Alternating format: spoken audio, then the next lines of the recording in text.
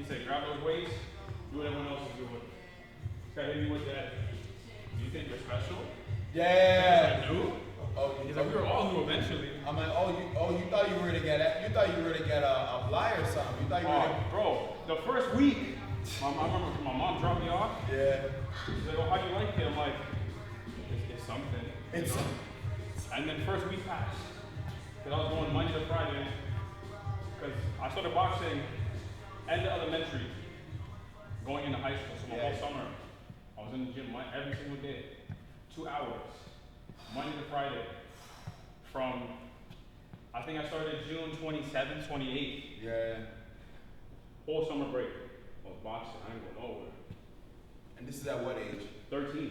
13, you know, most 13-year-olds are doing what? Not in the gym. The That's problem is that all the people my age were doing some wickedness. Yeah. And the people that were older than me were also doing the Wickedness. So I'm starting to see my friends do what they're doing. And I just remember, I'm like, this just doesn't seem like me. Yeah. Because I'm not a bad kid. Not that they were bad kids. They were just kids of their circumstances. But I know I might have had similar circumstances.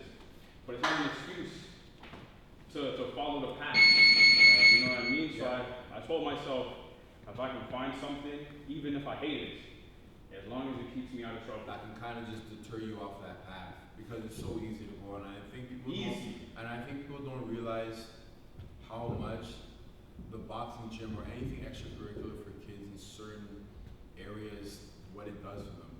Even if they're not good at it, it just takes them away from the raft that everybody else is going down. No, 1,000%. And I think that really holds the boxing foundation because you see some of the greatest boxers, their stories are traumatic. Well, boxing is poor man's sport. You don't get into boxing, you have everything. Yeah. You know, when you get into boxing, you have nothing. Exactly. And you're trying to make something for yourself. You got two right gloves. 100%. You running in the same sneakers that you go to the school with, that you go to the gym with, that you sleep in. Like that's where it comes from. Man. I remember I had to walk to the gym every day. My mom dropped me off in a car to the gym once. Once. It could be dead of winter storm. I got boots, I got a winter jacket. And you're going. I'm going to the gym. It don't matter what it can be. It could have been raining fire. My mom would say, well, you better dodge. Yeah. You feel me? So it's one of those things where I'm grateful to the sport, to the people I was able to grow up with and stuff like that, because I guess they seen something in me I didn't see in myself. Because when I first started boxing, I was a shy kid, anxious kid. I had a little stutter. So I never liked to speak a lot because my words would just get mumbled together. Right. So with boxing was one of the only things where I didn't have to say anything. 2 hours I was in the gym, didn't say a word. I said, yes, coach. That's it. So as I started to box a little more, I noticed that my brain was able to put those fast thoughts together better. That translated into the boxing.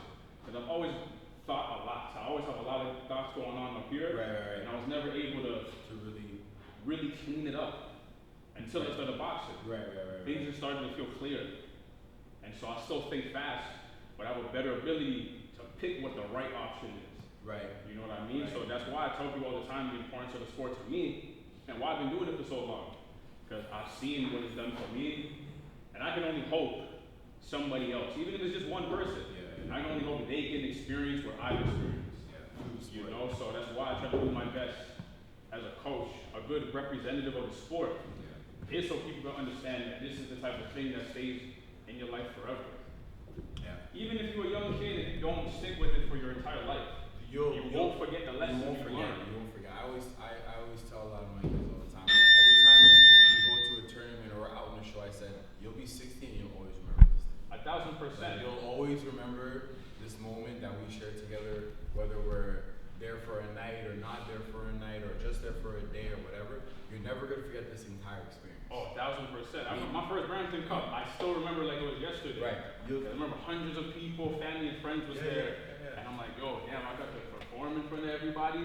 I remember being so nervous. Like crazy. And I just remember my coach, Tony, was just like, your job is to have fun. We're not in here to win, whether you Straight. lose, you gotta take something away from it. Straight. And I was fortunate to win, Right. but I learned that it's a lifestyle choice. You know, I told myself, you never seen this side of yourself, a winner, someone that could do something, can achieve something through hard work, dedication, consistency. Mm-hmm. I never thought I would be that kid Yeah. until I became that kid. And 'Cause now, from that moment, that lived with me my entire life. and now you can see other kids that were similar to that kid that you were. 1,000%. And now you can look up and be like, no, no, you just need to stay in the gym. I tell people all the time, I'm not no different from none of y'all. Yeah. Only thing is that I stayed with something. It's up to you how you want to continue on with the sport. But I tell people, I just remember the lessons you've learned, remember the things that you've learned about yourself, take it in life, and just move forward. This is a sport where you're going to have a couple drawbacks. You might have to take a couple steps back, injury, this, that, the third. Who cares? Always got to push forward.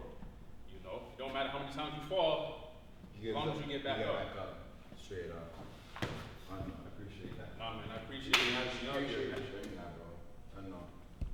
I know JP got all that. Yeah. Yes, sir. That was dope.